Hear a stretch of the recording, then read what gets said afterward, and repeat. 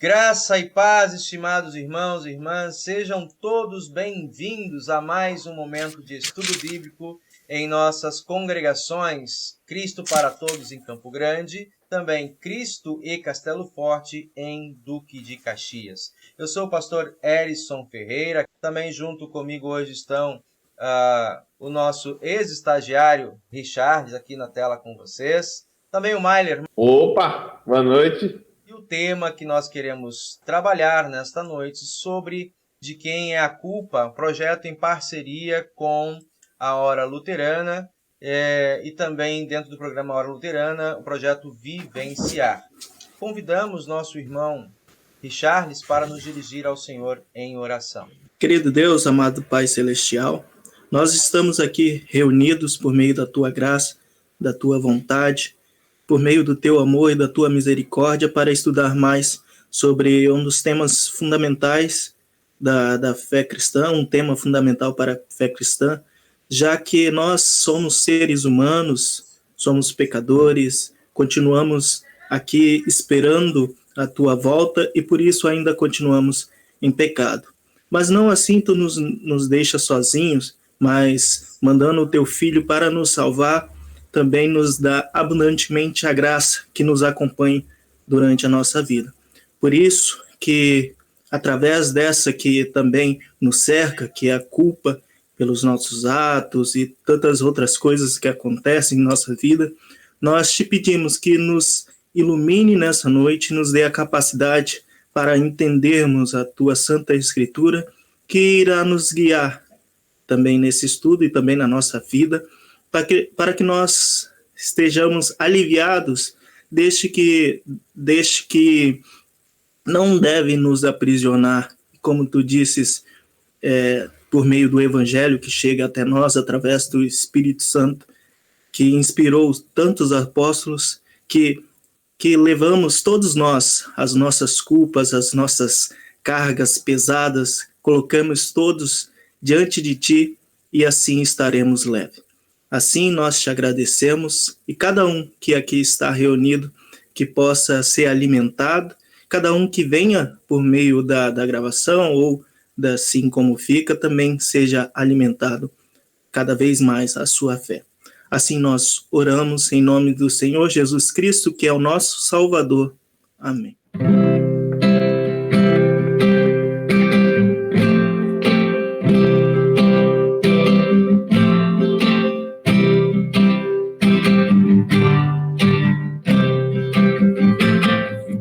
Confesso a Ti, Senhor, que fraco eu sou, tão fraco eu sou, mais forte Tu és.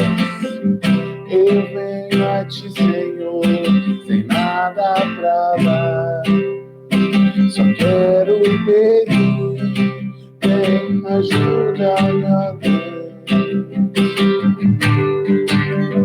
De novo.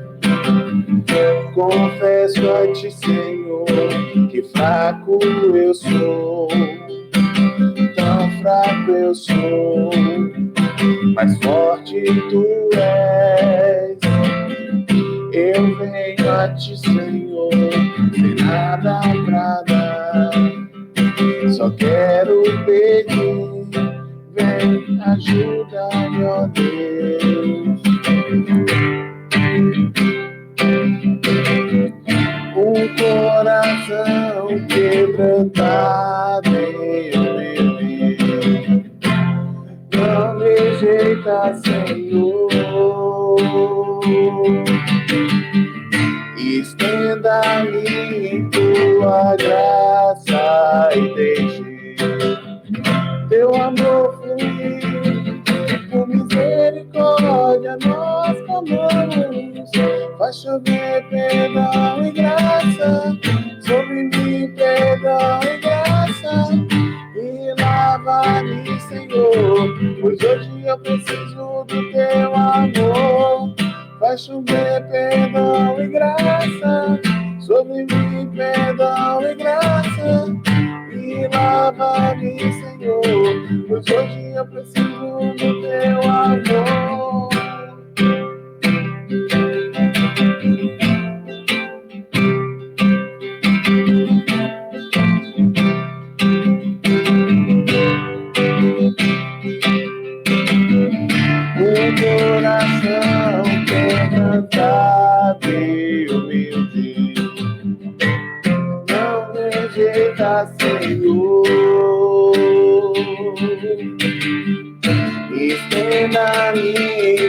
tua graça e deixe teu amor fluir.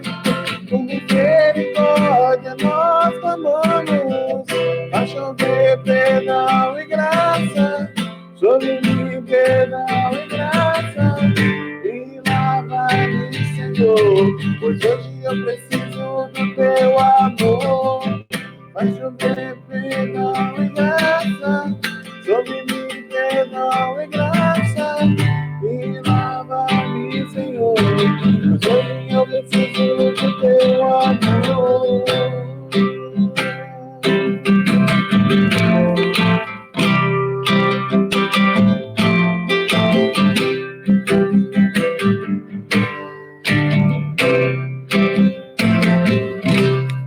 De quem é a culpa? É um material aí, parceria com a Hora Luterana, importante sempre destacarmos. Estamos numa série de estudos a partir de livretos da Hora Luterana e também do projeto Vivenciar, né? Promovendo a leitura desse conteúdo da Hora Luterana para não apenas nossos membros, mas pessoas que se interessam ou que simpatizem com esse conteúdo, poderem, a partir do estudo, adquirir, solicitar, né, que receberão gratuitamente todo esse material e também acessarem os portais, tanto da Hora Luterana quanto do projeto Vivenciar.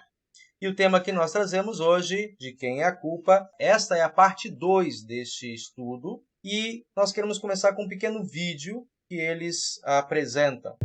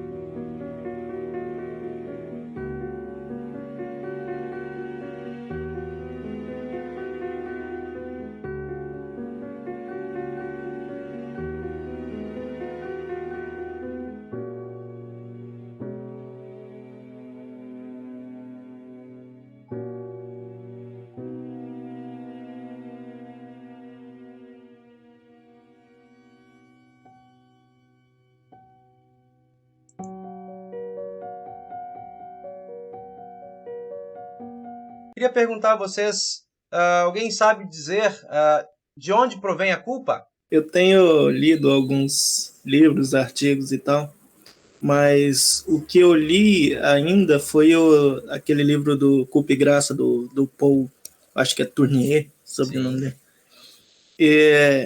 Mas eu ainda tô pesquisando mais a vida do Homem-Aranha, então... Mas, enfim, o primeiro capítulo ali é bem interessante porque ele traz traços da nossa vida mesmo, assim, que a gente nem percebe às vezes.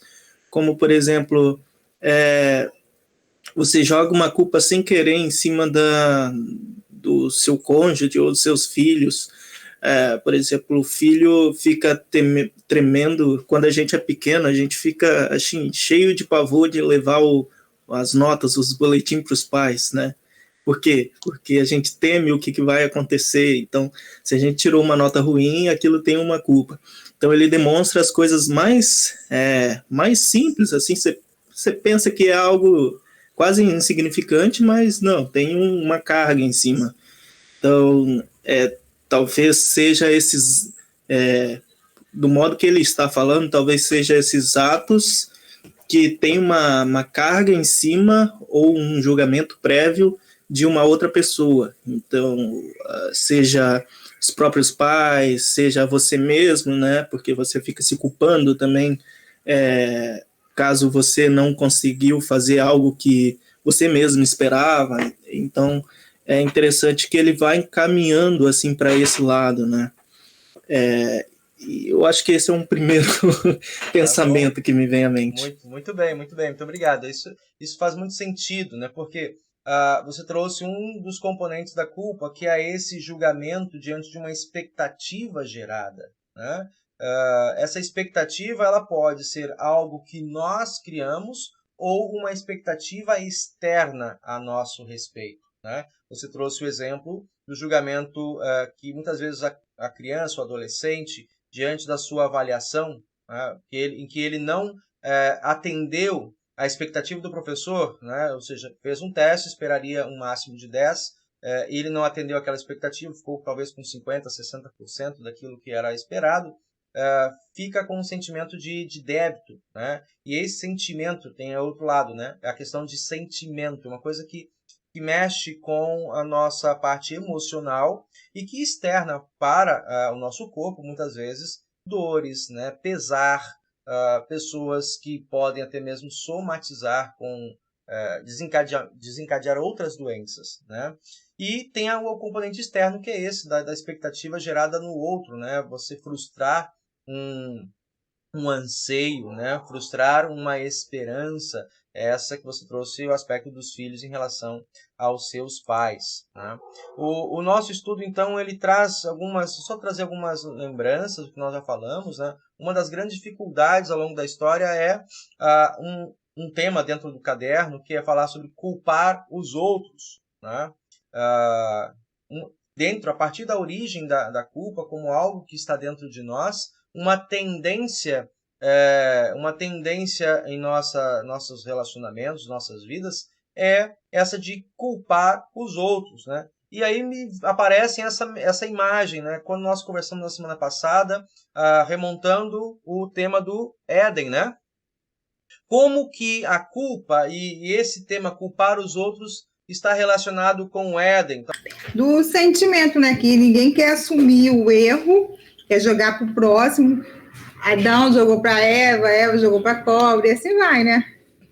E isso. Hoje em dia também.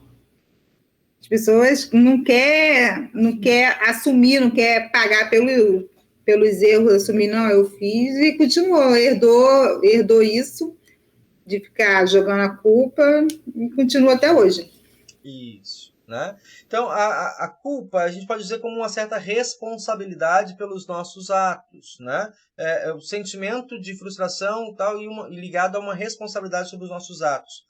A desculpa, né, é uma tentativa de esquiva das nossas responsabilidades. Lá dentro do Éden, aconteceu isso com os nossos pais, né? Como você mesmo citou. Adão, quando foi questionado por Deus, Adão e Eva, questionados por Deus, vocês comeram da fruta que eu disse para não comer? A resposta imediata seria sim, eu comi. Eva também, sim, eu comi. Né? Perdão, Senhor. Isso é o que nós hoje, a partir da graça, podemos esperar, né, como resposta plausível. Mas a atitude deles, ou seja, não foge muito da regra, como você bem trouxe, Soraya, aos nossos dias. Né?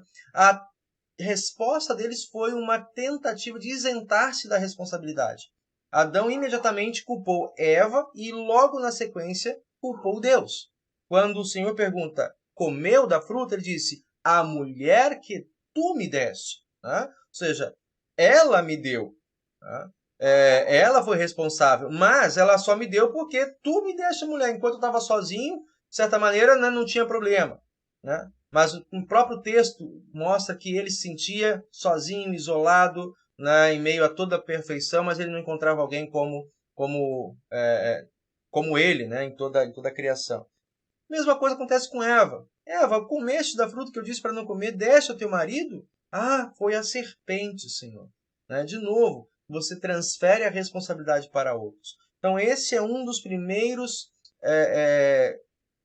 problemas ou dificuldades que nós percebemos em torno da culpa, né? Meus pais são assim, é por causa deles que eu sou desse jeito. Alguns afirmam, né, que isso é a síndrome de Gabriela, né? Eu nasci assim, eu cresci assim, vou ser sempre assim.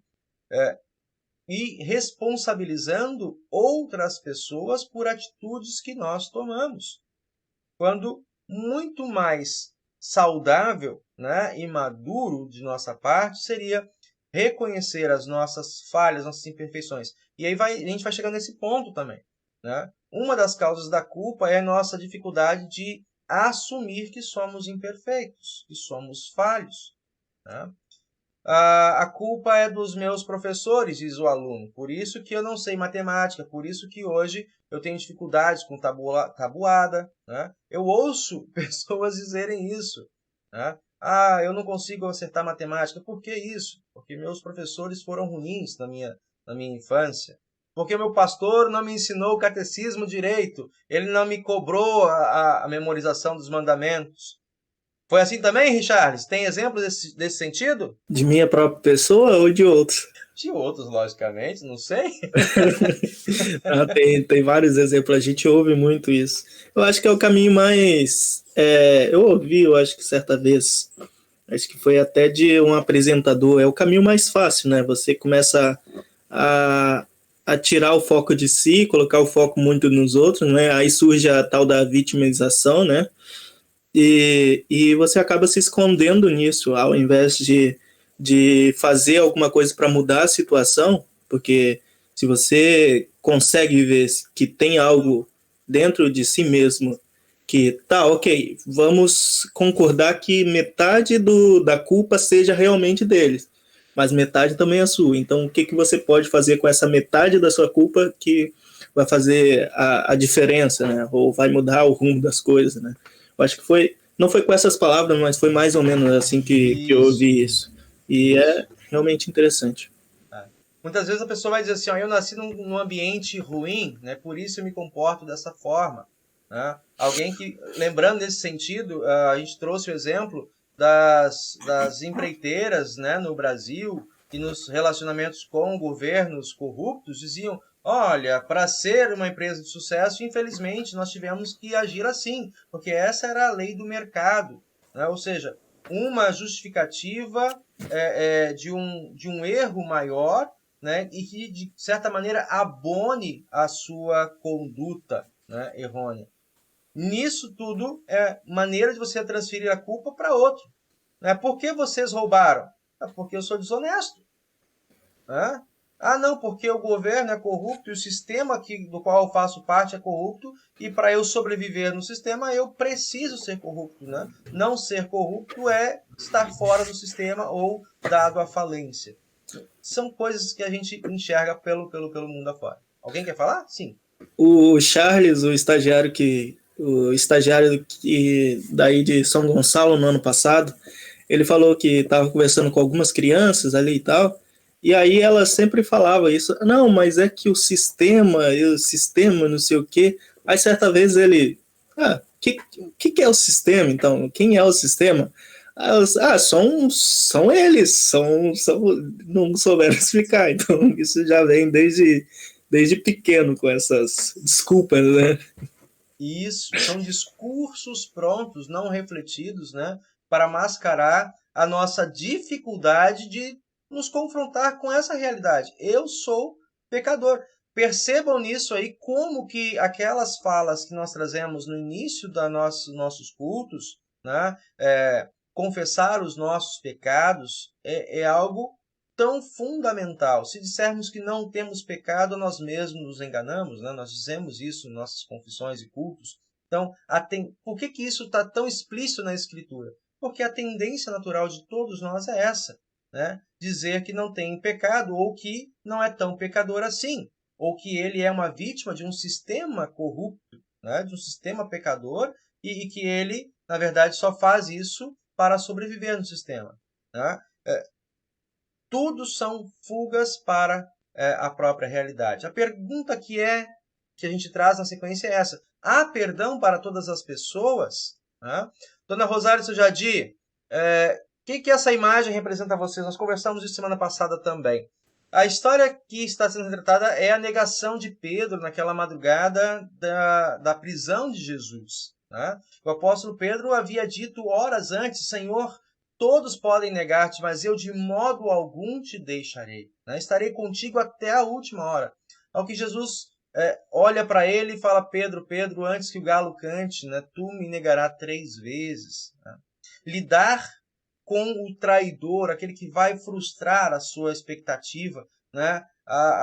Vai dizer que não te conhece, embora tenha convivido contigo. Imagina, isso é algo que nos fere profundamente, não é? Você conviver com alguém que vai te trair, né? Com alguém que vai quebrar a sua expectativa. Quando nós lidamos com isso, sofremos muito. Eu não vou dizer que Jesus não tenha sofrido, mas ele de antemão já sabia disso. Era essa a certeza que Cristo tinha, não apenas de Pedro. Essa é a certeza que Cristo tem de mim e de cada um de nós aqui. Né? Ele sabe que eu não serei fiel o tempo inteiro. E a Bíblia fala, né? Ele, pelo contrário, não age segundo nossas expectativas, né? Ele permanece fiel. Agora, entre nós, algo que nós, né? E aí os estagiários, os pastores, né? Nós estudamos isso, por mais que a filosofia ou diversas linhas filosóficas ou psicológicas de psicologia tentam incutir que o ser humano é bom, né? Que é o sistema ao redor que corrompe o ser humano, nós ouvimos constantemente, né? Quem é o ser humano? Ele é pecador. O que eu posso esperar do ser humano? Né? O que eu posso esperar do Richarlis? Tropeço. Né? O que o Richarlis pode esperar de mim? Como no ano passado trabalhamos juntos? Tropeço. Né? E quando nós lidamos com isso, lidamos com essa verdade a respeito do outro, nós não criamos expectativas falsas. Tá? Lógico que eu vou acreditar sempre no melhor do próximo, eu vou acreditar na sua capacidade de mudança, a partir da graça especialmente. Mas se ele me fere o coração, se ele, digamos, como aconteceu ali nessa história, se ele me trai, ele está fazendo aquilo que é da sua própria natureza. Né? Eu estou mais apto a lidar com suas frustrações. Não lançar sobre o outro uma expectativa que nem eu mesmo sou capaz de cumprir. Né? De suprir. Perfeito, fiel, né? Garantidor da palavra em todo momento. A própria Escritura diz, né? O ser humano sai-lhe o ar e todos os seus projetos, né, vão com o vento. Nós somos falíveis, essa é a maior verdade acerca de nós enquanto vivos. Se nós acertamos no meio do caminho, graças a Deus que nos dá, põe em nós a sua lei, põe em nós uma construção moral, uma construção ética. Né? Esse é o diferencial ao longo do caminho. Mas o que é certo esperar é isso. E mesmo assim, o Senhor Jesus disse o que para Pedro? Né? Pedro, tu me amas? Após a sua ressurreição, perguntou 3 vezes, Pedro, tu me amas? Qual era o intuito? Fazer com que Pedro se recordasse do seu fracasso, né? Da sua presunção falida, e em arrependimento dissesse o que ele disse: Senhor, tu sabe todas as coisas, tu sabe que eu te amo assim, né? É assim que eu te amo, desse jeito, né? E apesar disso, o que Jesus disse? Toma conta das minhas ovelhas, apacenta as minhas ovelhas, né? E Pedro, o Pedro que tropeça, e isso que é importante, né? Quando Pedro reconhece que ele é esse homem que tropeça, esse homem que não é garantidor da sua palavra, ou seja, um Pedro humano, ele pôde ser o líder no meio dos seus irmãos, por Jesus. Né? Se eu sei que eu sou falho e eu lido com pessoas que são falhas, eu posso me relacionar com essas pessoas de uma maneira mais correta, mais franca, mais amiga, né? Porque nós crescemos juntos, nós aprendemos juntos no nosso Deus. Então, é esse ponto aqui, né? Há perdão para todas as pessoas? Sim, há perdão para todas as pessoas. Né? E nós aprendemos isso em Cristo, como nos mostra a realidade da nossa humanidade, né? Do nosso ser humano. Somos pecadores, somos falhos, né? E a culpa é a dificuldade de lidar com essa condição que nós temos. Só que eu também não tenho muita dificuldade de assumir que eu sou pecadora, não. E você percebe nisso uma maneira diferenciada para lidar com outras pessoas? Ou não faz diferença alguma? Não, para mim não faz diferença, não. Esse é um sentimento que eu tenho, assim, com os meus erros mesmo. Isso aí. Né? Lidar com os nossos erros, lidar com as nossas falhas. Você está trazendo, e aí isso eu quero deixar no primeiro aspecto, né? A maneira saudável de lidarmos com a culpa não é negando ela em nós. Ela faz parte da nossa composição. Ela nos ajuda. Nós falamos na semana passada, fica a dica aí, né, sobre a culpa saudável que ela auxilia na nossa construção moral, nossa construção ética, né, de uma pessoa responsável, ela se sente culpada de fato. Eu tenho um trabalho para entregar a semana que vem, né? Eu vou deixar o assunto rolar? Não, eu vou me sentir mal, então eu já me antecipo e cumpro o meu trabalho, né? Porque eu não quero me sentir mal, pesado, ou seja, quebrar a minha expectativa de responsabilidade. Então, mas saber se, por exemplo, aconteceu alguma falha, eu não consegui entregar essa tarefa, pedir perdão, me apresentar para a pessoa, aceitar a responsabilidade, você olha, não vai dar para fechar esse contrato contigo, você não me entregou o projeto em tempo, eu vou passar para o seu concorrente. Ok, reconheço, a responsabilidade foi minha, bola para frente, vamos seguir procurar outro trabalho. Então, lidar com as nossas frustrações, né, na expectativa de melhorar. Isso é maravilhoso, isso nos ajuda. A questão é quando ela se torna patológica ou doentia, que eles falam. Que é assim, eu não vou conseguir. Nossa, e se eu fizer e não ficar contente? Nossa, eu não sou capaz de fazer. Então eu nem me proponho a fazer, eu fico travado. Né? É uma das situações. Se fica tão culpado porque fez alguma coisa e não ficou a contento, você se trava e já não faz mais nada. Né? Então a culpa se torna algo doentio, né? Penoso, negativo na sua vida. Aqui eu tenho outra questão, ó. A história de Davi. Davi foi desmascarado pelo profeta Natan. A gente vai falar um pouquinho mais sobre Davi, isso aqui, né? Quem lembra a situação em que Davi passou por esse sofrimento? Essa culpa foi desmascarado por Natan.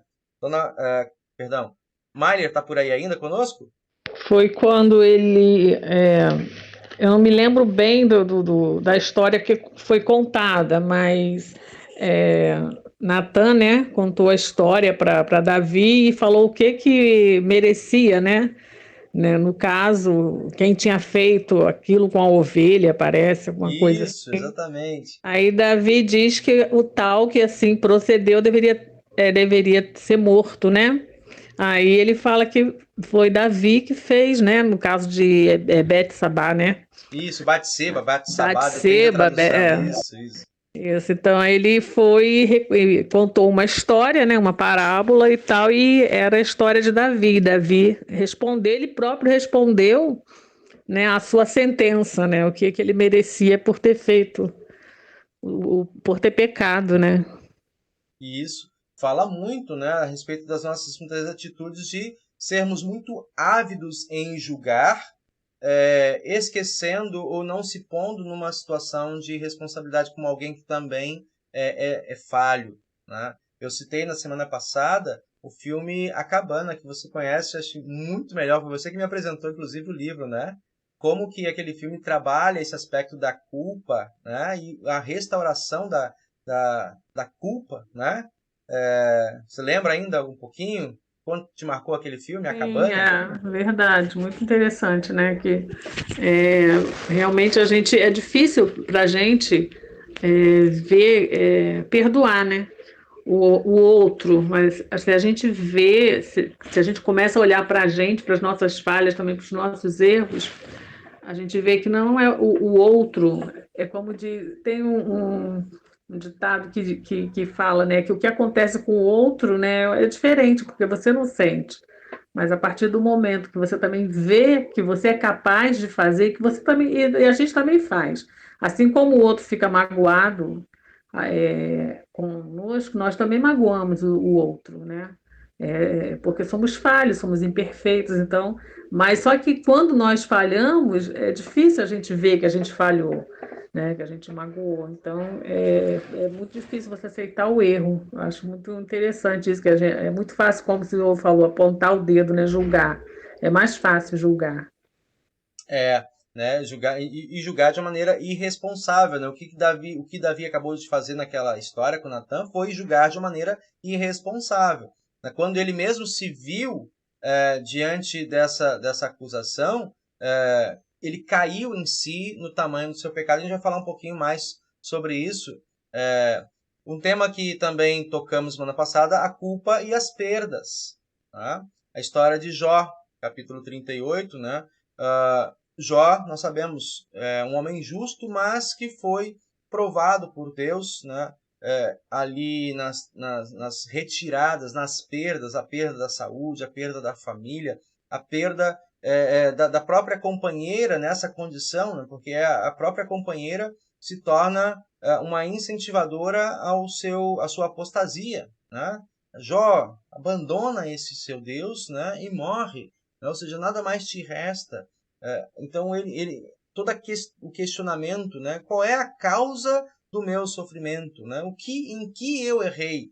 E ele era um homem religioso, né? Então, a culpa diante das perdas. Muitas vezes, quando nós ouvimos acerca da teologia da prosperidade, né, de que a pessoa que prospera, progride em seus negócios, progride em sua ascensão financeira, opa, a esse é dito, Deus está contigo. E nas horas das perdas, nos momentos de perdas, né, quando a gente vive, por exemplo, uma situação nem todos tão grave quanto Jó, mas situações de perdas estão de maneira generalizadas para muita gente, né? Muita gente no nosso país. A questão é, Deus deixou de estar comigo? Ah? E que culpa eu preciso reparar para que Deus mude a minha caminhada? Né? Nós olhando de novo para a cruz, né, de Cristo, nós vamos entender que, na verdade, Deus é muito maior e não fica simplesmente esperando que nós possamos estar diante dele por mérito nosso, né? Ele sabe que nós não merecemos nada, como eu já falei na história de Pedro, mas ainda assim ele nos ama. O final da história de Jó vai mostrar isso, que Deus se mostra presente, recompõe de novo a sua vida, mas o maior tesouro de Jó, ele não perdeu no meio do caminho. Ele perdeu filhos, Deus recompensou. Ele perdeu recursos financeiros, Deus recompensou. Mas algo que ele não perdeu foi a fé. Deus está comigo. Assim como esteve nos dias de conquistas, de vitórias, de ganhos, né? Ele continua comigo também nesse momento de perdas. Voltando aqui um pouquinho para a nossa história, né? A culpa e o remorso. Aqui eu quero convidar vocês para olharem em suas Bíblias o Salmo de número 32. Aqui para a gente ler um pouquinho, né? A culpa e o remorso. Deus levou Davi a arrepender-se de seu pecado e o fez confessar o seu segredo. É o que está nessa imagem, nesse encontro de Natã com Davi, né? Deus fez com que Davi encontrasse paz novamente com o passar do tempo e com atitudes adequadas. Ele foi um grande pecador como todos nós, e finalmente escreveu: enquanto não confessei o meu pecado, me cansava chorando o dia inteiro. De dia e de noite tu me castigaste, ó Deus. As minhas forças se acabaram como o sereno que seca no calor do verão. Então te confessei o meu pecado. Não escondi a minha maldade. Resolvi confessar tudo a ti, e tu perdoaste todos os meus pecados. Lembram desse texto? Alguém já meditou, fez uma meditação particular sobre esse texto? Em algum momento esse texto foi a sua âncora de salvação? O texto do Salmo ou esse texto? É o texto do Salmo. Aqui está só citando um pouquinho, né, o resumo do texto. Esse é um trecho que eu extraí do livro. Mas o Salmo 32 é esse de Davi, que ele confessa, né, como estava. São 2 salmos que Davi fala acerca dessa história, desse evento, né, que incorreu ali em alguns anos, né, desde a sua sedução a Batseba, em segredo, conto isso para vocês já em outros momentos.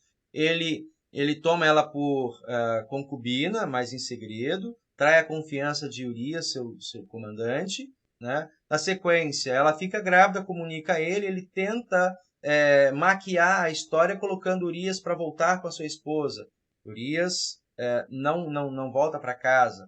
E então ele resolve dar um outro modo, de novo, aquela ideia, né? Tentando deixar de assumir a responsabilidade, vai só escamoteando e acumulando culpas e remorso. Por quê? Para resolver o problema da sua vergonha, Davi fez com que Urias fosse assassinado na frente de guerra. E aí depois que acontece isso, o que ele faz? Ele acolhe Batseba como, né, esposa viúva, né, e se torna o bom moço para o seu governo. Nossa, olha, ele assumiu a esposa de Urias, que ficou viúva, desamparada, né, agora que ele morreu pelo governo, né, pelo nosso império. E o que acontece a partir dali? Embora todos em volta, a opinião pública acerca de Davi estivesse em alta, Davi olhava para o espelho e deitava no seu travesseiro, sabendo que ele estava sendo um traidor, né? Um crápula, uma pessoa de caráter muito duvidoso. Né? E o que acontece? Ele vai dizendo ali que isso tudo estava ferindo o seu coração, o seu corpo estava apresentando marcas dessa culpa. Né? E é isso que ele está trazendo ali para nós. E no final, o outro salmo que ele retrata esse momento é o Salmo 51, que nós cantamos a parte final dele, né? No nosso ofertório. Né? Cria em mim, ó Deus, um coração puro. Né? Mas aí, Richard, só para você poder citar então esse salmo, o que você... Não, eu estava lendo aqui rapidamente na Bíblia da Reforma mesmo. Sim. Né?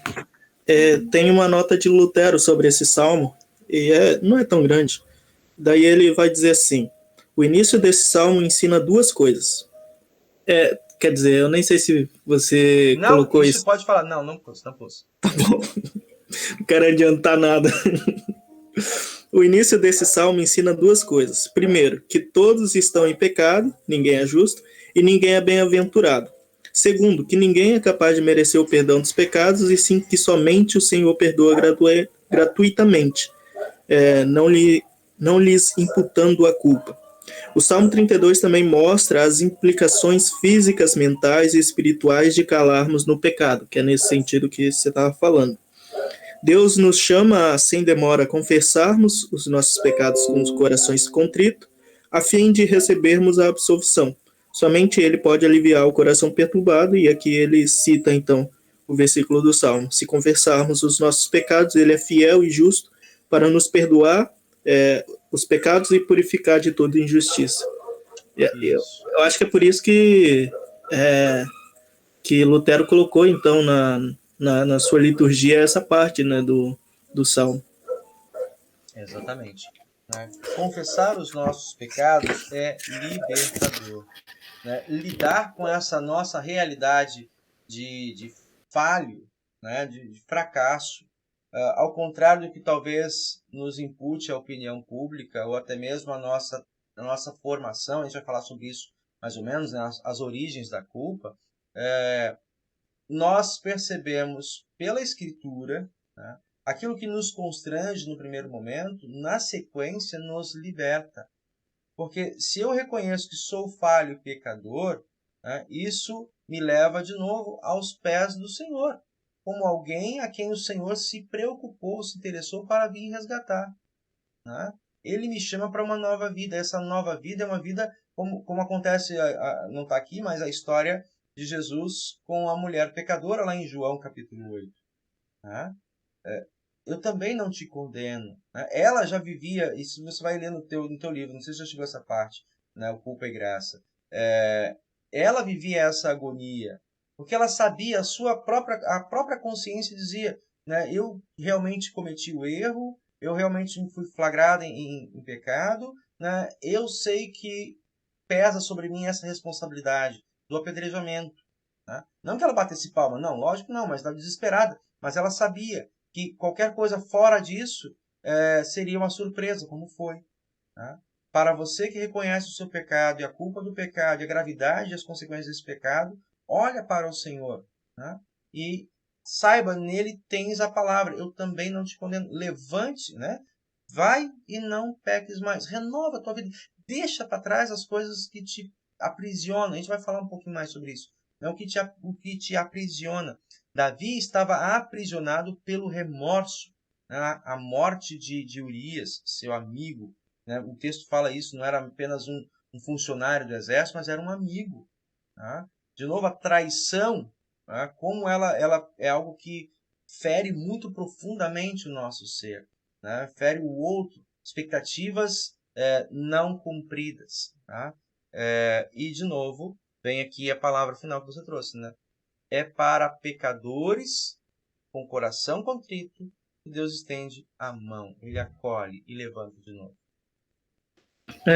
Cada vez que a gente medita sobre a história de Davi, vai ficando pior para ele, né? Cada detalhezinho. É verdade, né? E onde nasce a culpa? Esse é o nosso próximo tópico, né? Onde é que nasce a culpa? Tem algumas explicações aqui, né?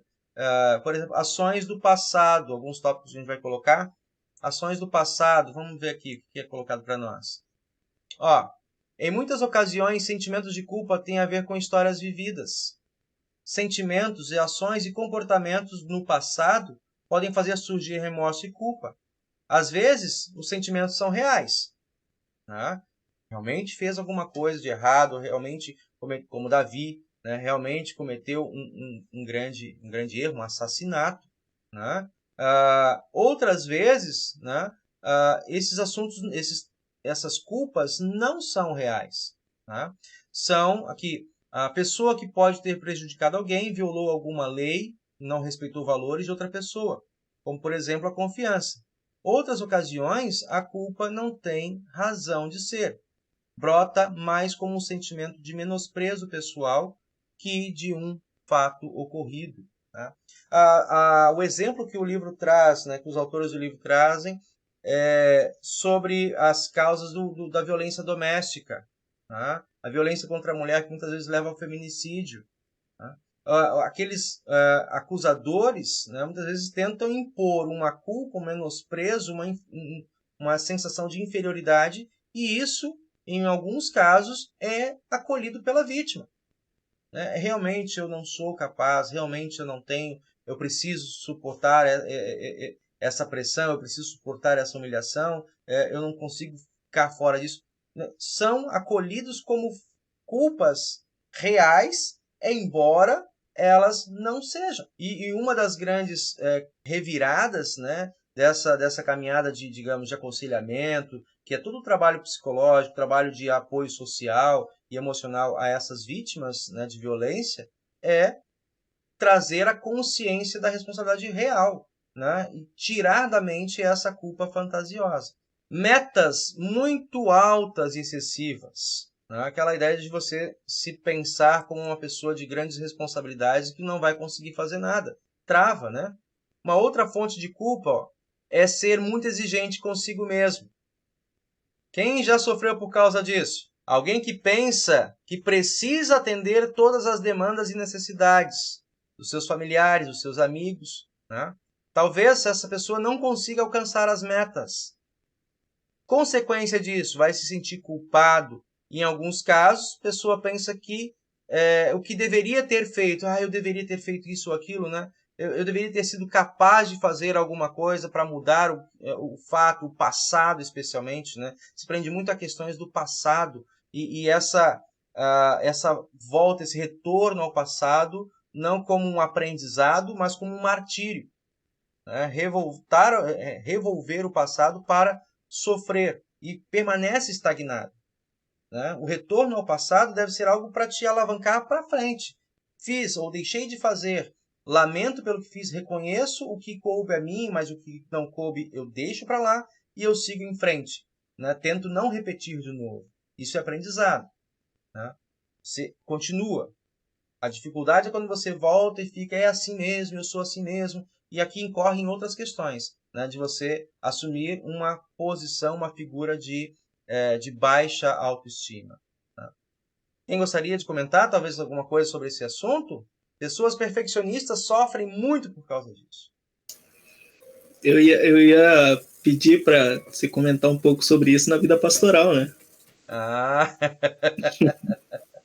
Verdade. Muitos de nós, né, pastores, e vocês que trabalharam comigo, estão trabalhando comigo, talvez possam ver isso, né? Eu tenho uma tendência para esse lado, de fato, né? E de querer acumular todas as coisas para cima, né, da figura do pastor, ou a pessoa do pastor. A nossa igreja tem muitas vezes na sua formação, esse estigma, né? Alguém já disse isso, né? O pastorcentrismo. Tudo fica em cima do pastor. Às vezes, ou porque o pastor é muito centralizador, outras vezes é por expectativas. Digamos, um pastor que era assim, aí entra o segundo pastor e ele já tem uma mente mais tranquila no sentido de compartilhar tarefas e responsabilidades. Nossa, o pastor não faz nada, o outro fazia, era tão bom, né? Olha só, esse fica jogando as coisas pra gente. Né? Então, há essas situações presentes também na vida do pastor em nossa igreja. E lidar com esse fato de não ser competente em todas as áreas. né? Quem busca, uma vez já disse isso, o Gaudry, né? É um palestrante, né? Quem quer pegar muita coisa, né, se cansa e não segura nada. O importante é você identificar aquilo que você, digamos, tem maior facilidade, né, em produzir bem e se empenhar naquilo. Tá? E as outras coisas você busca fazer com esmero, sim, mas não no sentido assim, eu sou o único competente para fazer. E delegue tarefa para outras pessoas. Né? Confie em outras pessoas e esteja também, esse talvez seja a minha dificuldade, né, de lidar com as frustrações dos outros. Eu vou passar para ele se ele não fizer bem, né? Puxa, aí eu vou ter que fazer de novo. Mas faça, né? Aqui eu estou batendo na minha própria mão, tenho certeza disso, né? Faça de novo, mas pelo menos aquele tentou e você ensinou alguém, né? Você deixando um legado que é alguém que saiba fazer, ainda que não do seu jeito, da sua perfeição, mas que está empenhado, né, em continuar fazendo melhor. Acho que, né, é um tópico. Né? Não sei se é isso tudo que o Richard estava pensando em termos de ministério, né, de pastorado, de formação ao pastorado também, né? Mas como esse tema também nos toca, né? Esse tema rende muito.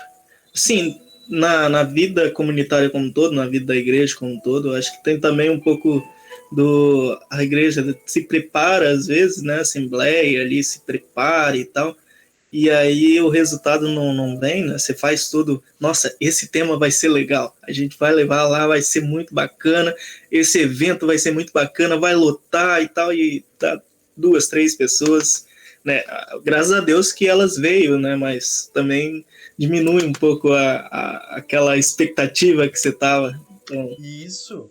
Ah, será que não vieram porque meu estudo é ruim? Né? Não, N razões. Né? Mas quando você tem essas expectativas aumentadas, de novo, aí a dificuldade de lidar com frustração, né? Com o outro que pode te frustrar. Ou ele chegou cansado do trabalho, ou ele está atrasado pelo trânsito, né? E realmente também se sente lá, poxa, não estive no estudo do pastor. Né? Como é que vai ser isso depois? Bom, outros temas aqui, ó, sentimentos negativos. Nós já conversamos um pouquinho sobre isso, né? Como esses sentimentos eles afetam. Educação infantil, isso que a gente não tocou ainda, né? Falamos na semana passada, mas hoje não falamos. Todas as pessoas carregam consigo memórias do tempo de criança e por isso, né, pode envolver sentimentos de culpa. Culpas podem ser variadas e ainda influenciam a idade adulta. Algumas dessas memórias podem ser advertência do tipo: papai não vai te querer mais se continuar fazendo isso. Você deveria sentir vergonha de se comportar assim. Nós fizemos tudo isso por você e é assim que agradece? Em uma pessoa adulta, essas frases podem seguir surtindo efeito e se manifestar, por exemplo, quando a pessoa desagrada ao seu chefe, seu superior no trabalho, ou a um outro tipo de autoridade. Né? Quem gostaria, talvez se sinta à vontade, queira dar um comentário em cima desse ponto, quanto que esse formalismo na educação, esse rigor na educação infantil, afetou, conhece alguém que é afetado por isso na vida adulta? É muito comum isso. Né? É muito comum, às vezes mais do que a gente pensa. E de novo aqui eu reforço o viés. Né? Ah, não, o pastor falou que a gente não pode cobrar as crianças. Sim, nós devemos cobrar as crianças. Né? Apontar para elas o estímulo a um crescimento, um aprimoramento. A poder buscar em si mais do que ela está fazendo. Né? Para desenvolver. Mas não com um ordenamento de punição, tipo, se você não for, eu não te quero mais, não te amo mais, está quebrando né, a minha expectativa sobre você. Não, né, eu está dizendo exatamente isso. Nós podemos e devemos, sim, buscar o melhor de nós, exercitar o melhor de nós, aproveitar as oportunidades e estimular os nossos filhos para que eles não fiquem naquela condição, né, de medianos, né, ou medianos para baixo, né? Mas não jogar isso um peso, digamos, que prejudique o afeto. Eu não vou deixar de te amar porque você não tirou 10. Né? Eu não vou deixar de te amar se você me frustrar. Continuo te amando, mas não é essa a educação que eu te dou. né? Não é para esse tipo de conduta que eu estou te preparando. Né? Que eu sei que muitos vão nos acompanhar nesses estudos depois. Então, entender esse lado.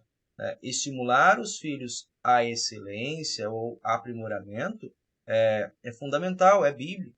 Né? Ensina a criança o caminho que deve andar, ou seja, a instrução dos pais em todos os âmbitos, não apenas na vida religiosa, mas na vida civil também, na instrução, no cuidado, no amor ao próximo.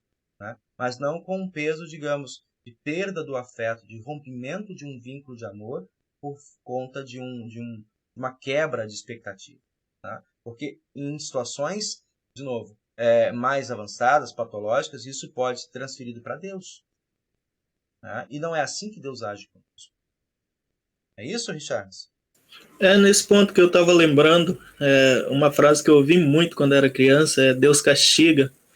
E eu lembro de lendas urbanas ou mitos e tal, que, por exemplo, quando um trovão cai, ou quando um raio cai, daí vem o trovão, né? É Deus avisando que ele não gostou de alguma coisa que a pessoa fez ou que a família fez, né?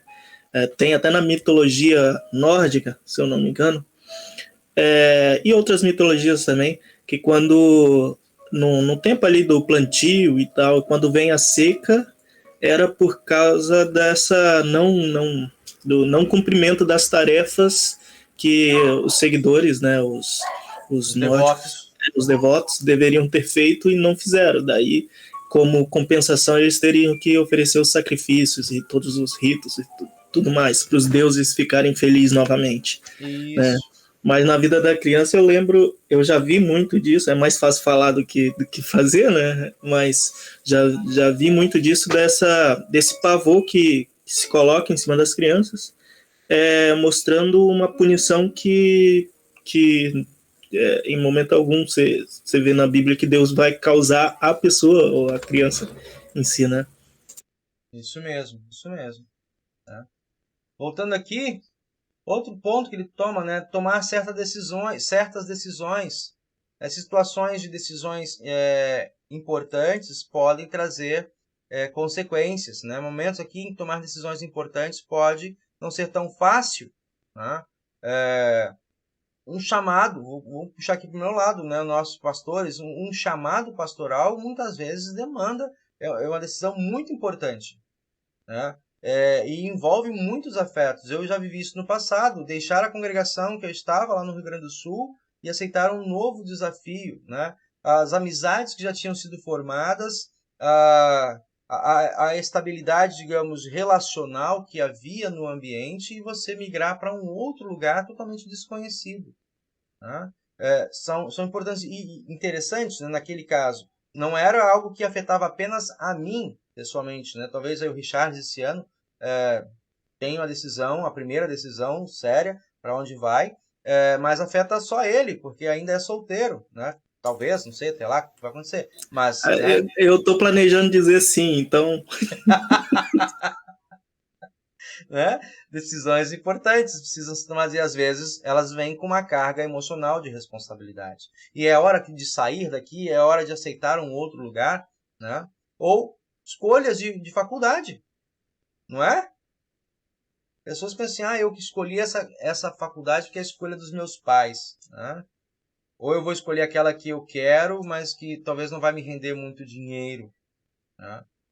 Enfim, né? Série de decisões importantes podem trazer conosco, para cima de nós, uma carga de culpa, né? De insatisfação. Distância da família. Aqui é carro-chefe, né? Todos os estagiários sofrem com isso, né? Estava conversando, inclusive, com o Marlia sobre isso, né? Como a distância das famílias, a distância de familiares mais idosos, muitas vezes é algo que pode nos machucar se não tivermos aí uma boa base, né? de confiança. Ou seja, eu saio daqui do Rio de Janeiro para ser estudante lá no Rio Grande do Sul e depois de lá a igreja diz, olha, você tem um perfil para ser, como, né, o exemplo aqui nossos estagiários, vai ser pastor lá na Guatemala, República Dominicana, né? Ixi, e se a minha avó, a minha mãe, o meu pai, né, ficarem doentes? Né? Como? Quanto que eu vou lidar com isso? Né? Então, essa distância da família é algo que também nos afeta muito. Né? Alguém gostaria de falar alguma coisa? Que beleza, todo mundo atento. Discussões entre família é algo que traz culpa? Vamos lá. Quando há discussão ou diferença de opinião entre membros da casa, é normal que alguns se sintam culpados. Geralmente, né, os casos mais graves são quando afetam as crianças. Elas acabam percebendo ou sentindo que são o pivô de uma discussão, né, de uma separação. De novo, ainda que seja uma culpa falsa, ela é irreal. A criança não é a causa da separação, do divórcio entre pai e mãe. Por quê? Porque é uma coisa que afeta os dois, né, diretamente. Desentendimento dos dois. Afeta a criança. Às vezes a criança é quem sai mais ferida desse desentendimento, né? Pessoas que se sentem culpáveis por contrariar seus pais, né? Os pais dedicaram toda a sua vida à criação dos filhos e essas mesmas pessoas se sentem traídas se não defenderem seus próprios pontos de vista. Só apontando que esses tópicos estão mais difundidos em nosso caderno, tá, pessoal? Então, para quem quiser depois saber um pouquinho mais, pode pegar o livro para dar uma olhada, né? Tempo para si mesmo. Quem já se sentiu culpado por tirar uma segunda-feira de folga? Só o pastor. Pastor Erickson. Tirar o tempo para o descanso é um tempo sagrado e faz parte da boa vontade de Deus. Hoje eu enxergo dessa maneira, né? Porque se eu estiver sobrecarregado, estressado, com muita coisa, eu não consigo fazer nada direito, nem descanso direito e nem trabalho direito, né? Porque volto a trabalhar cansado. Então, a importância de tirar tempo para si mesmo sem culpa. Conceito errado sobre Deus. Alguém já viu isso acontecer? Certas seitas ou grupos religiosos buscam cativar e manter seus adeptos através do medo e da culpa. Apresentam um Deus terrível, exigente, irado, que castiga severamente aqueles que não obedecem às suas leis. Desta maneira, não por fé e amor, mas por medo e pela culpa, as pessoas se apegam a práticas que não ajudam a superar a culpa. Pior ainda, criam um círculo vicioso de dependência. Deus é justo e severo com a maldade, de fato. Ele criou diversas leis e nos deu a capacidade de nos sentirmos culpados quando as infringirmos ou fazemos algumas maldades. Mas, acima de tudo isso, ele enviou Jesus Cristo, seu Filho, para nos livrar das culpas pelas coisas que fizemos. Confiar no perdão de Cristo é o único caminho para podermos viver tranquilo, em paz, alegre, sem medo e sem culpa. Sem culpa. Bom, eu já estou trazendo uma resposta, né? Foi o parágrafo que eu baixei para nós. Então, esse aspecto, quando algumas religiões, eu vou dizer, não vou tão longe não, gente. Dentro da própria fé cristã, há muitos líderes religiosos que adotam esse método, tá? Esse método de trabalho, de instrução, de capturar a mente e a vida daqueles que estão caminhando juntos, né, na sua congregação, sua denominação. Lutero fala muito disso porque ele vivia muito esse tempo, esse momento, né, essa era a realidade da igreja do seu momento. Era assim que a igreja fazia os seus cofres encherem, né, derramando, né, culpas e mais culpas, e a maneira que eles achavam para sanar essa culpa era por meio de pagamento de indulgências, né, pagamento de penitências, que envolvia uma série de, digamos, de compensações da parte do ser humano para a instituição, para a igreja, né, para os seus dirigentes, né. Só que isso, na verdade, não alivia a consciência, né? Você usa uma máscara. O que Lutero percebeu, o que o próprio Deus deixou claro para nós, é que essa culpa, o verdadeiro alívio diante da culpa, está em nossa disponibilidade por causa de Cristo, né? E que o pastor que substitui, digamos, o jugo do pecado por outro jugo, está sendo maldito, como diz o apóstolo Paulo. Nós estamos aqui para livrar as pessoas das culpas que, digamos, que Cristo já perdoou. Eu não estou dizendo aqui que com isso que nós devemos, como pastores, sair pregando o evangelho sem, como diz o nosso né, instrutor lá, o Walter, no seu livro, né, Leia Evangelho, sair jogando o evangelho como pérolas aos porcos, né, mas dizer o quão precioso ele é e quão profundo ele se torna em nossa vida. E dizer assim, não há pecado grande demais que o perdão de Cristo não esteja disponível e seja suficiente para trazer esse alívio, né, compensar e trazer nova vida. E o pastor é alguém que caminha junto, não é alguém que troca de cabresto. Tira o cabresto do mundo e bota o cabresto agora dessa servidão. Né? Tem que viver assim, a vida de santificação. Né? Não, né? É para a liberdade que Cristo nos libertou. E essa liberdade não nos isenta de responsabilidade. Né? Ela nos traz responsabilidade, mas é algo que eu tomo a consciência e devo e busco fazer por, digamos, por contrição, por desejo, por resposta de gratidão. Não é algo que me imponham sobre como aceitação de Deus, né? Mas é tomada de consciência. Isso sim, né? Nós vamos sendo transformados, como diz o apóstolo Paulo, transformado dia a dia pela ação do Espírito Santo. Né? Esse é um ponto que eu gosto de cuidar muito no ministério. Né? O Richard esteve comigo, o Mailer está comigo esse ano. A gente toca muito esse ponto. Né? O pastor tem um grande poder em suas mãos, porque ele é aquele que comunica, né, a verdade do Evangelho, mas é também uma grande responsabilidade, que dá um gostinho danado de querer, né, pegar a pessoa e capturar ela para si. Né? Agora, o pastor é o homem de confiança, o pastor é aquele que, né, que me dá os bons conselhos, né, e ao mesmo tempo pode me capturar num outro momento. E, digamos, isso também é uma tentação danada para nós pastores. Né? Ter alguém capturado a você, lidar com esse poder. E nós precisamos dizer, não, né? Os teus erros, as tuas vitórias, a Cristo seja dado louvor. Né? É a Cristo. E se você falhar, né, em Cristo você tem o perdão. Né? Porque o teu pastor também pode errar. Imagina, né? Se eu estabeleço a pessoa um certo critério, daqui a pouco eu tropeço.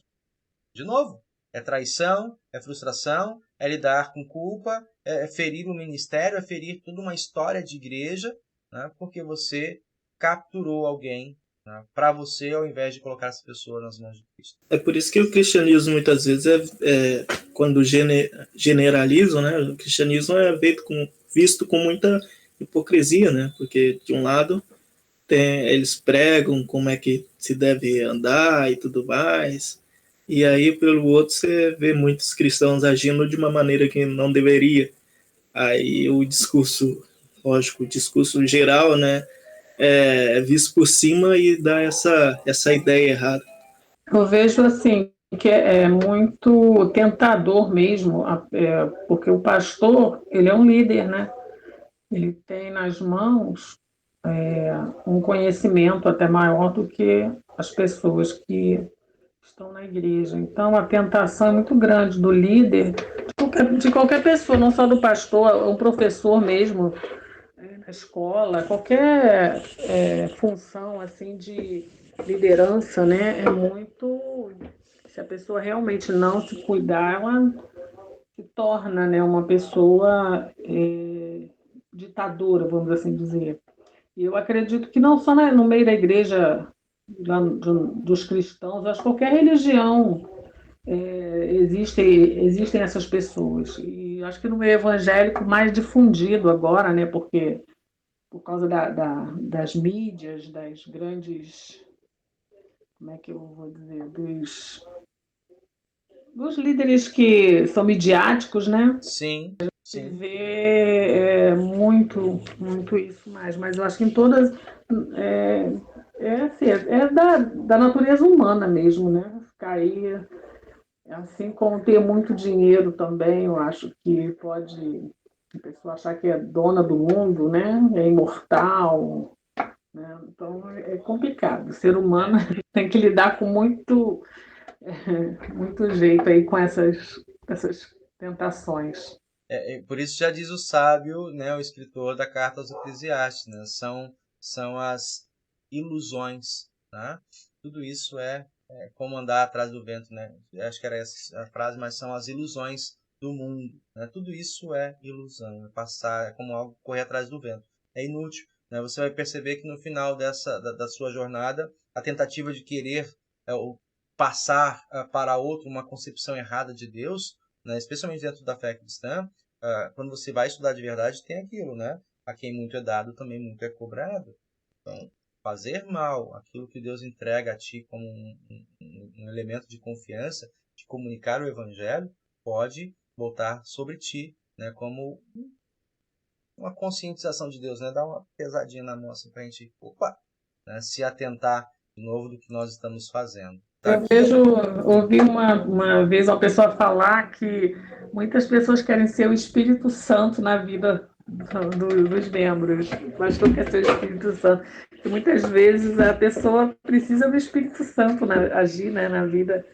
Nós precisamos, né? Não o pastor ele é quem pode nos ajudar, nos auxiliar, mas ele não pode nos obrigar, né? Digamos assim, somente Deus pode agir, né? Não é por força, não é por violência, como diz a palavra, né? Eu sinto o seguinte, Clarice, algumas pessoas até se sentem confortáveis num lugar onde ele não precisa pensar muito, onde tudo lhe é ditado, né, as regras. Existem pessoas que se sentem confortáveis em situações assim, mas não é esse o modo que nós, pelo menos pastores, somos educados, instruídos na nossa formação, né, para ser também um guia de outros, né? E talvez, eu não sei, isso é só uma hipótese, né, a dificuldade de alguns que entram para a igreja luterana e acabam depois saindo, né? Um tema muito mal compreendido em pessoas que entram para a igreja luterana, ou até mesmo entre os luteranos nascidos na igreja, especialmente, da liberdade cristã. Isso dá um vasto estudo, né? Mas desse conceito de responsabilidade individual acerca das suas decisões, da sua conduta, o pastor ele está ali para alertar, né? Mas não vai lá ficar ditando regras, estabelecendo moralismo em cima do membro A ou B, né? Se ele tropeçar, né? É um alerta, como diz o texto lá, de um atalaia, né? Se ele se omite diante dessa sua responsabilidade, ele é advertido, né, por Deus, ele é advertido também pela congregação, pela liderança da congregação, né, está sendo negligente no seu chamado, né? Mas essa de ficar monitorando no sentido de ficar pregando novas leis e cobranças que são moralismos, farisaísmo, né, moderno, dentro da nossa teologia luterana, isso não procede, não é correto, não é coerente com aquilo que se ensina, né? E muitas vezes um equívoco, alguém que dentro da liberdade diz assim, não, se eu tenho liberdade, quem é o pastor para me botar regra, eu vou fazer o que eu quiser. E às vezes, nós já falamos isso em outros momentos, aqui acho que o Richard estava junto, né? Você troca a liberdade por libertinagem, né? Você deixa dar vazão mais à sua velha natureza, porque você acha que agora, já que você é livre de tudo, ninguém pode te podar em nada. A nossa própria consciência, mas é uma consciência orientada pelo Espírito Santo, né? Ela deve sempre nos tabular o que é certo, né? Os limites da nossa liberdade, né? O texto de Romanos, né? Que faremos, pois continuamos no pecado. Exato. Uma coisa interessante daquela tela ali, da diferentes tipos de culpa, né? Que se a gente... Deixa eu voltar lá. Dessa daí, onde nasce a culpa. E citou 2 exemplos no começo, eu não sei se você vai voltar neles, mas é da vida de Davi e da vida de Jó, né? E não é a mesma coisa o que Jó e Davi fez, né? Visivelmente são 2 coisas muito diferentes, né? Uma pela consequência, o outro é algo que simplesmente aconteceu, né? Uhum. Também por um conceito também sobre Deus ali.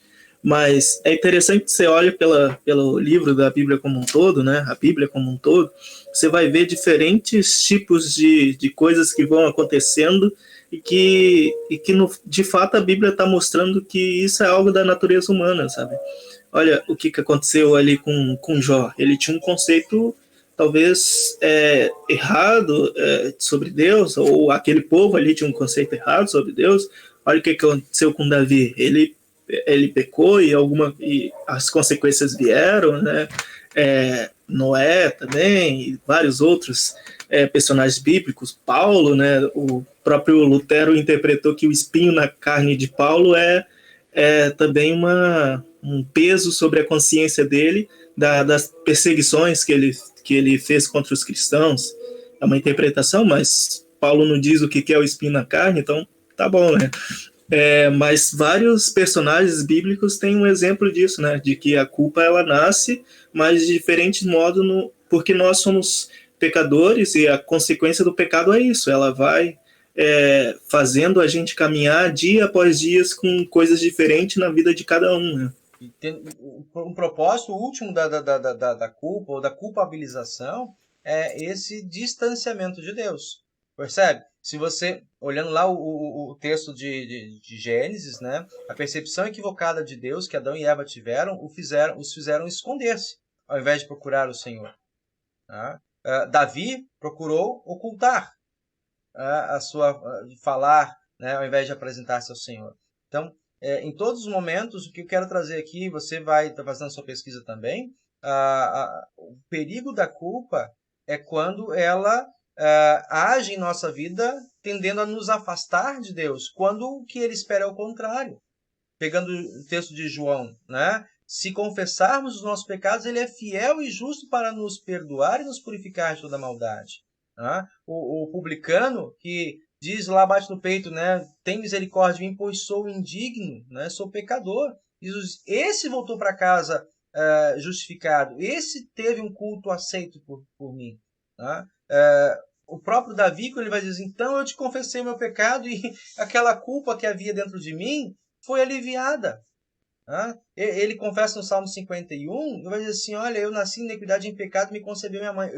Eu reconheço e eu confesso essa minha condição. Mas aí ele vai dizer, o Senhor tem me perdoado o pecado. E ele vai colocar, cria em mim, ó Deus, o coração puro, renova a minha mente. Põe o teu espírito, não tira o teu espírito de mim. Porque sem o espírito, o que sobra para mim da culpa é só o terror da condenação. É o Espírito de Deus que nos faz enxergar a culpa como uma condição natural, nossa, mas que não nos afasta de Deus por conta dela. Antes, pelo contrário, ela deve nos aproximar em um Deus disponível e disposto a perdoar constantemente. Vem por esse lado aqui. Né? Não importa onde nasça a culpa, a questão é para onde ela te leva e de que maneira Deus muda dá uma guinada na sua vida para que você não siga o resultado natural, ou seja, que é a condenação eterna, mas que você possa encontrar a cruz. Encontrando a cruz muda todo o nosso caminho. É verdade, não tinha pensado sobre isso, mas a gente pode ver um padrão, assim, eu gosto muito de padrões, né? Opa, mas a gente pode ver um padrão, né? E uma parte mais mínima, talvez uma compensação, mas em algo assim mais máximo que pode acontecer é esse afastamento, distanciamento de Deus, ou se esconder, né, do próprio divino. Interessante. Então, olha só, consequências da culpa. Ela nos prende ao passado, perturba a vida presente. Né? Eu falei, tem um aspecto positivo que é instrucional, é de instrução, é educativo. Mas quando ela me prende ao passado e me faz ficar remoendo, estacionado como um carro na lama, né? Aí não, é prejudicial. Sentimentos de culpa fazem com que vejamos os erros, né, maiores do que de fato eles são. E aqui entra um ponto, quando você está... aconteceu com Davi, né? Os seus ossos eram esmagados, ele sentia esse peso de um esmagamento no seu próprio corpo. Quando nós erramos e ficamos guardando em silêncio, não, vou resolver sozinho, isso vai passar. Mentira! Né? Mentira! E aí você fica se sentindo a pessoa mais suja do mundo, você não toca em nada, você não chega perto de ninguém, né? Por quê? Porque você é um impuro, você está ali massacrado pela sua própria consciência e a culpa. E enquanto você não abrir isso para alguém, o grito maior que vai surgir na sua cabeça, no seu íntimo é esse, né? Indigno, indigno, indigno, né? Inculpável, imperdoável, imperdoável. Então, esse é o problema. E aí, quando você começa a abrir, essa é uma das funções, né, dos terapeutas. Eles vão te ouvir, eles vão te dar soluções. Mas à medida que você reparte com o terapeuta, que você reparte com o seu próximo, que você confia, semana passada foi falado sobre isso, pessoa, se a gente fala alguma coisa para o outro e ele multiplica, faz fofoca, aí é complicado, é um percalço. Mas é escolher pessoas que que sejam confiáveis, né? E de novo, como cristãos, se alguém te escolhe para confessar um pecado para você, você é privilegiado, né? Ou se você se sente incapaz de ouvir a confissão de alguém, diga antes: não, meu irmão, eu tenho um problema sério, um pecado, o meu pecado é a língua frouxa, né? A minha fraqueza é a língua frouxa, não conta para mim, né? Por quê? Porque eu também tenho que confessar o meu pecado. Antes de você me confessar o seu, eu vou te confessar o meu. Eu não consigo guardar segredo, né? Então não conta para mim. É melhor do que você depois ficar se culpando porque você não guardou uma confissão que alguém te fez, né, como diante de Deus.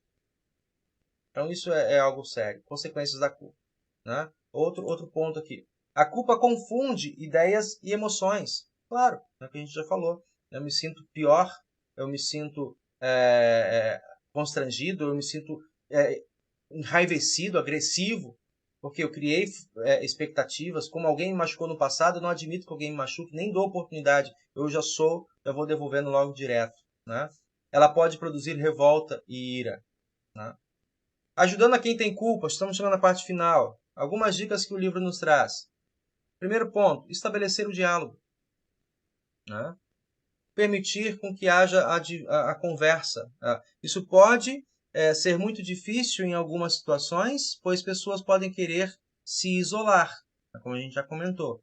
Outro aspecto, ajudar a confrontar.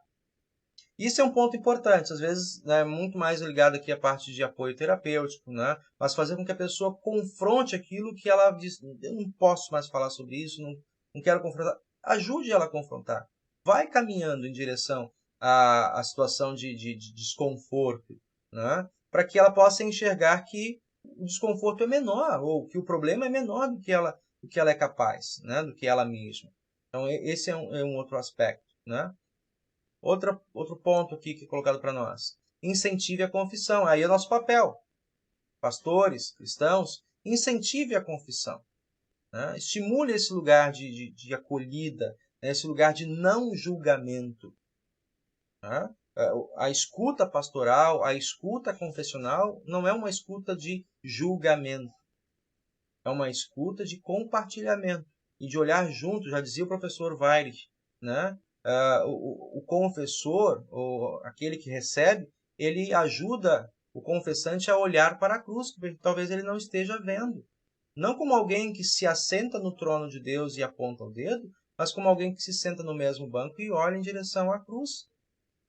Ao Cristo que diz: vinde a mim, você que está cansado e sobrecarregado. Incentivar a confissão, né? Falar sobre o perdão, acima de tudo, lógico, né? Você incentivar a confissão. E agora? Confessei, o que me sobra? Não, o seu pecado é muito grave. Não dá para a gente. Não. Incentive, fale do perdão. Traga histórias. Por isso que a gente está trazendo hoje histórias, né? O Richards apontou histórias de pessoas que nós admiramos, talvez como ícones da fé, mas que não conhecemos a sua história mais de perto. E vê assim: caraca, ele fez tamanha barbaridade que nós falamos hoje de Davi. Tamanha barbaridade, né? E ainda assim o Senhor o abençoou, né? Pedro, você quer ver alguém mais profundamente assim, perturbador? Alguém te trai, te olha no teu olho. Como é que você lida com isso? Situação de traição, né? Olha no olho. Jesus olhou no olho de Pedro e diz: apacenta as minhas ovelhas, né? Eu não consigo, eu traí, eu não consigo, quebrei a expectativa, né? O Senhor olha para o teu olho também. Fala sobre o perdão. Exemplos, histórias de vida de outras pessoas, né? Como encontraram o perdão e como foram recuperadas, né? Buscar a reparação. Se é possível fazer a reparação, né? Se não é, ok, enxerga isso, bota a pedra por cima, confessa ao Senhor, entrega nas mãos dele, segue em frente. Mas se é possível fazer a reparação, Davi também fez isso, tentou de todas as maneiras fazer a reparação. O Senhor disse: a sua reparação não é suficiente. Acolha, né? Receba o meu perdão. Nessa história com ele e Batseba. motivar para a reconciliação. Esse é um passo às vezes muito doloroso e um passo muito demorado. Mas é um passo de profunda alegria quando alcançado. Né? Fazer com que a pessoa possa se reconciliar, às vezes consigo mesmo, né, Charles? Sua pesquisa talvez vai chegar nesse ponto, né? Reconciliar consigo mesmo, primeiramente. De reconhecer que eu não sou perfeito, de que as minhas responsabilidades, que eu acho que o Richard vai trabalhar, ele vai trazer isso, talvez traga isso para nós mais à frente, Richard, não sei, né? Não quero dar spoiler, mas lidar com a nossa realidade, no caso, você está trazendo o personagem, né? Faz com que a gente não esteja pronto para falhar. E isso é um ponto, reconciliar consigo mesmo. Eu sou falho. Né? Mas isso não me torna menos ou mais indigno, né, de seguir em frente. Vamos lá, outro ponto, deixa eu ver aqui se tem mais alguma coisa. Buscar a reparação, né, motivar a reconciliação, é isso mesmo. Acho que esse aqui é o último ponto, repetiu aqui. Valorizar as coisas boas, tem outro aqui. Ajudar a reintegrar socialmente. Só botando os tópicos, gente. Rever as metas, para que vocês possam ler isso aqui, ou parar o vídeo, mas ler isso aqui também no nosso caderno. Tá? São ajudas para quem está sofrendo com situação de culpa. Até aqui, né, por enquanto, nosso estudo.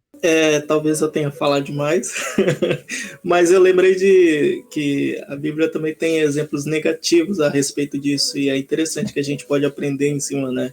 Que um é grande, o mais claro, que é o próprio Judas, né? Que a partir daquilo que ele fez, ele reconheceu, traiu o meu Senhor, foi lá e se forcou, né? Não viu a solução, nem se aconselhou, nem conversou com ninguém, já foi. E outro que me vem à mente também, mas fugiu por um momento, Saul foi se aconselhar com uma vidente, né? Então, com uma necromante. Uma necromante, Isso. Consulta aos mortos, né? E é interessante que ela não deixa isso passar, né? Ela também, no caso, ela é a Bíblia, né? Não deixa isso passar, também traz exemplos ruins, né? Nesse caso. Contribuições, elas não estavam no escopo desse livro, mas elas abrem de novo novas páginas, novos capítulos, né, de como abordarmos de maneira negativa, né, a situação de culpa. Né? De novo, as consequências já foram dadas. Né? Qual foi a consequência tanto de Judas quanto de Saul? Né? Os textos indicam que eles acabaram perdendo a salvação, né, porque escolheram abraçar um caminho onde Deus não estava. Né? No caso de Judas, a reparação pessoal, né, ao que eu fiz, o que ele achou que tinha feito de tão mal, e percebam, né, foi tão mal quanto a traição de Pedro. Né? Ambos traíram. Um com um beijo no rosto, e o outro dizendo que não, eu sou firmeza, eu sou faixa, comigo, né, tu não vai ter traição, não. Vou até as últimas consequências. Né? Então, um aguardou no Senhor a reparação, né? O outro foi tentar buscar longe do Senhor. Então, isso é importante a gente ressaltar também.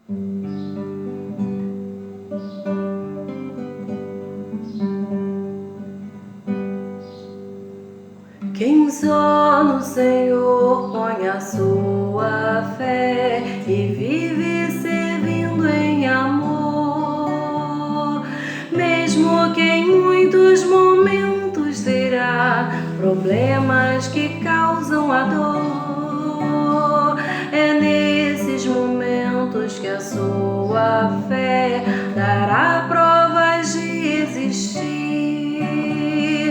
pois soluções o Senhor mostrará que ainda existem aqui.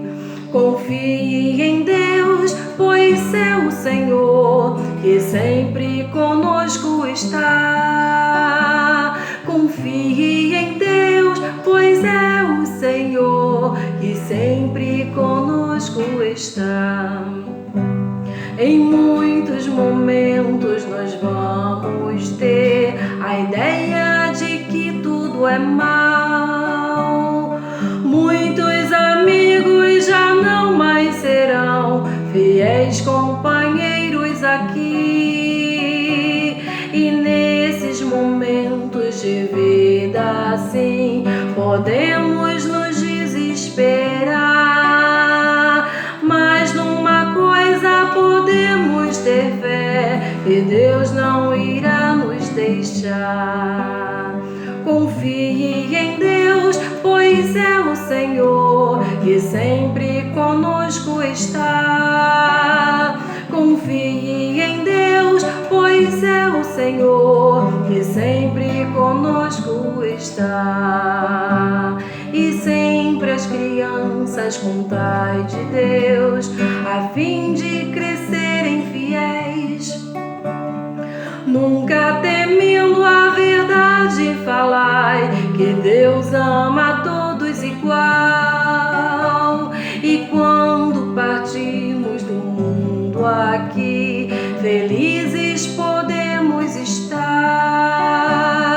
Muitos irmãos vamos reencontrar, e a Deus louvaremos sem fim. Confie em Deus, pois é o Senhor que sempre conosco está.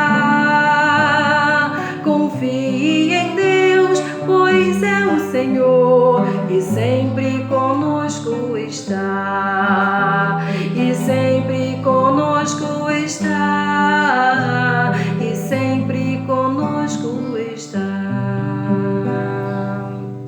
Oramos, falamos com o nosso Pai do céu. Querido Deus, bondoso Pai, nós te damos graças e louvor neste dia em que memoramos, através desses estudos, as situações de culpa em nossa vida, buscando distinguir, ó Senhor Deus, entre culpa saudável e a culpa doentia, aquela que em sua marca em nossa vida nos distancia de Ti, de reconhecermos Teu Filho Jesus como nosso suficiente Salvador, aquele que resgata o ser humano na sua culpa e o seu pecado.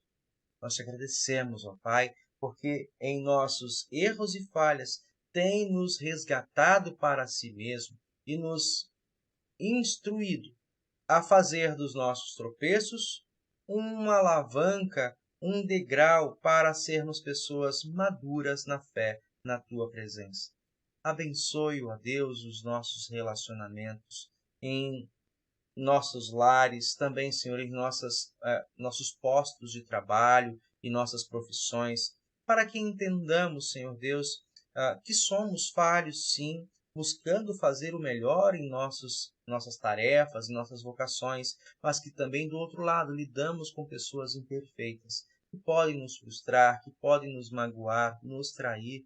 Ajuda-nos, Senhor, portanto, nesse reconhecimento de pessoas limitadas, pessoas que pecam e que falham, buscarmos em Ti a reconciliação e a recondução ao bom caminho que Tu tens preparado a nós. Senhor Deus e Pai querido, nós colocamos ao Teu cuidado nossas famílias, nossos familiares que estão enfermos, que estão passando por tratamento de saúde, como temos citado em nossos cultos na última semana. Pai querido, também pedimos que estenda a sua mão de socorro, de amparo, para aqueles que estão sendo atribulados e consumidos pela culpa, pelo distanciamento, pelo remorso, que possam ser restaurados pelo Espírito, também na certeza do reencontro, ó Deus, com seus familiares, com seus relacionamentos, aqueles que passam por luto devido à morte, despedida, distanciamento, possam reconciliar-se acima de tudo consigo mesmos, sabendo que em Ti, aqueles que partiram, se encontram em gozo e alegria, protegidos por Ti, e que no dia da ressurreição os reencontraremos por Tua graça. Senhor Deus e Pai querido, pedimos a Tua companhia com cada um de nós, nossas tarefas também como igreja, como departamentos, como distrito, e que tudo quanto fizermos, Senhor, aqui, como cristãos, como liderança luterana no nosso distrito, no nosso bairro, em nossa congregação, façamos com decência, façamos com comprometimento, com verdade e transparência. Abençoe, portanto, o nosso congresso distrital, conselho distrital na próxima semana, que todas as decisões cooperem para a manutenção e difusão do Teu reino aqui em nossa região do Rio de Janeiro, também Minas Gerais, em Juiz de Fora. Senhor Deus e Pai querido, tudo isso apresentamos ao teu cuidado, também a vida dos nossos estudantes, dos nossos colegas, que tu abençoes e ajude-os a lidar com as suas responsabilidades sem o peso excessivo da culpa, pois tu, Senhor, já nos redimiste de toda a culpa e por teu Espírito Santo nos capacita a crescermos em acordo com a tua palavra, cuidando e sendo amparado por outras pessoas. Em nome de teu Filho Jesus Cristo, nós pedimos e agradecemos. Dele, de quem aprendemos a orar. Pai nosso que estás nos céus, santificado seja o teu nome. Venha o teu reino. Seja feita a tua vontade, assim na terra como no céu. O pão nosso de cada dia nos dá hoje. Perdoa-nos as nossas dívidas, assim como nós também perdoamos aos nossos devedores. Não nos deixes cair em tentação, mas livra-nos do mal. Pois teu é o reino, o poder e a glória, para sempre. Amém. O Senhor te abençoe e te guarde. O Senhor faça resplandecer o seu rosto sobre ti, e tenha misericórdia de ti. O Senhor sobre ti levante o seu rosto e te dê a sua paz. Amém.